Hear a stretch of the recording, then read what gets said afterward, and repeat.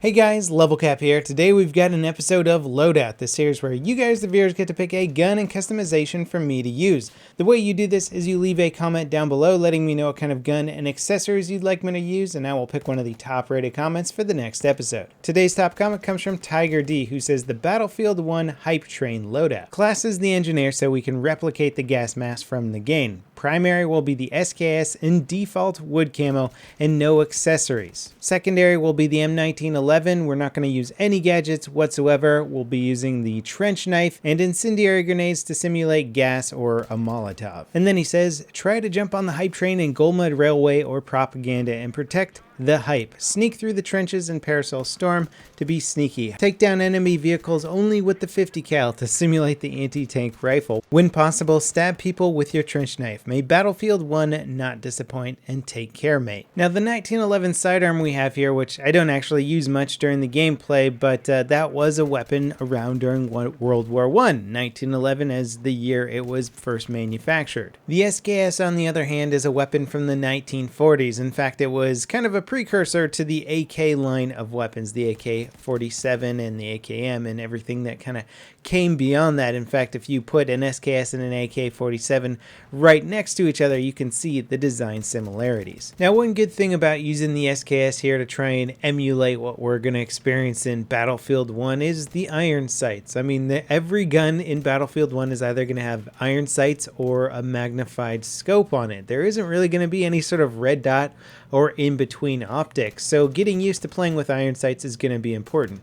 I'm hoping that DICE renders iron sights a little bit more precisely. It's not as big of a deal in Battlefield 4 because it only takes like 2 seconds playing with a weapon before you unlock your first red dot sight or replacement optic, and then you don't have to use the iron sights anymore. And because of the loadout system, there's literally no benefit to choose iron sights instead of a red dot, where if you go back and take a look at games like Bad Company 2, you actually had to pick a red dot sight over some other attachments. So if you wanted to run with some cool setup, you might actually get a benefit from running with iron sights instead of red dot back in Bad Company 2. But in BF4 and Battlefield 3 for that matter, there just wasn't really any reason to run with irons. Thus, the overall quality of the iron sights was never given quite as much attention as I feel it should have been. And it's more obvious with guns like the M60, where the iron sight front post is just way too big for any sort of precision shooting, and you can kind of see the same with the SKS. It's not awful in the SKS, but the front post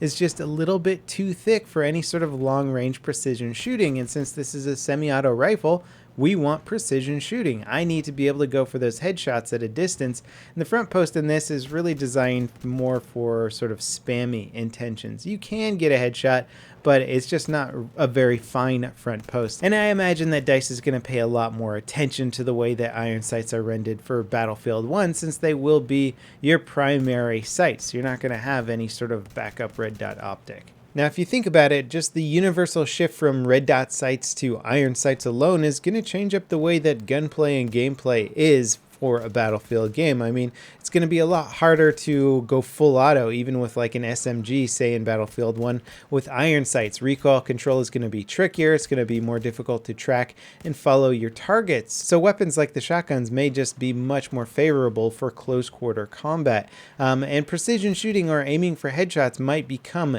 even more important in that game, since tracking targets is bound to be more difficult with complex iron sights. They did also mention a lot about the close quarter nature of Battlefield 1 and how a lot of the weapons are probably going to be geared more towards close quarter combat. Obviously, there'll be the bolt action sniper rifles and semi-automatic rifles that will probably favor better at medium and longer ranges, but then I have a feeling that like SMGs, shotguns, and maybe even machine guns for a lot of it will be more of close range weapons. It'll be very interesting to see how that balance turns out, and maybe the iron sights won't be as important for precision shooting if everybody's super close quarters all the time. And even without running any attachments on this SKS, it is still a fine DMR, one of my favorite DMRs in the game. The only thing I would really add on it is a red dot sight and an angled foregrip. You could even use a slightly magnified optic, but the accuracy of the SKS does depreciate pretty quickly once you start firing it, so I generally don't really like to use magnified optics. Just kind of spam fire with the red dots. It is a fun weapon to run with, and you can down a lot of people. It's just got such versatility. I like to use it in close quarters, even though it's not as good as an assault rifle in close quarters. If somebody's not expecting it, you can easily take them out, and then you have that range versatility. And despite my aggressive playstyle tendencies, the SKS doesn't necessarily always weather it so well, so playing conservatively is really in your best interest when running any DMR, even the SKS, which is probably the best geared DMR for close quarter combat. You're still going to do better if you fight at medium or longer range combat and let your teammates take the brunt of the assault force and you back them up with the accurate shots from afar. This general rule though might change up a bit for Battlefield 1 again, since there's not going to be assault rifles really in Battlefield 1. There'll be SMGs, there'll be fully automatic machine guns, but you're not going to be running around with a lot of people with an incredibly capable fully automatic weapons that can down you really fast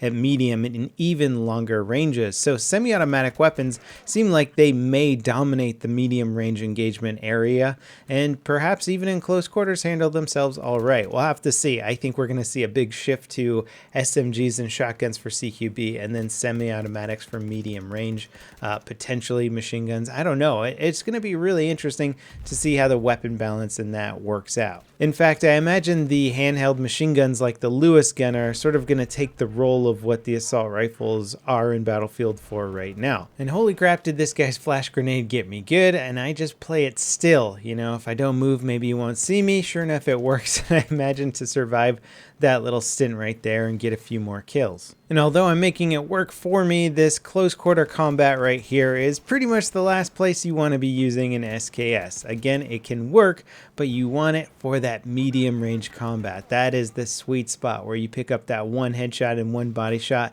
down somebody in 2 shots before they realize even what's happening, what's shooting at them, or where it's from. They're already dead. Now I'm curious to see what the recoil might be like for a DMR style weapon in Battlefield 1. Generally speaking, they used a lot of large caliber rounds. In fact, one cool thing that happened during the war is they made conversion kits for bolt action rifles to turn them into semi-automatic rifles, which is kind of crazy. So that means like they're shooting bolt action rounds in a semi-automatic nature. So they're going to be shooting some pretty big hefty rounds, so the actual recoil of the weapons might be way more intense. The SKS is known for having extremely low recoil in Battlefield 4. It might change up a bit for Battlefield 1. Anyway, that wraps it up for this episode of Loadout. If you want to get your Battlefield 1 hype train on, or practice quote unquote for Battlefield 1, you are more than welcome to try out some semi-automatic and bolt action rifles with Iron Sights. Don't forget to leave your comments for next week's episode of Loadout. As always, thanks for watching, and I'll see you next time. This is LevelCap signing off.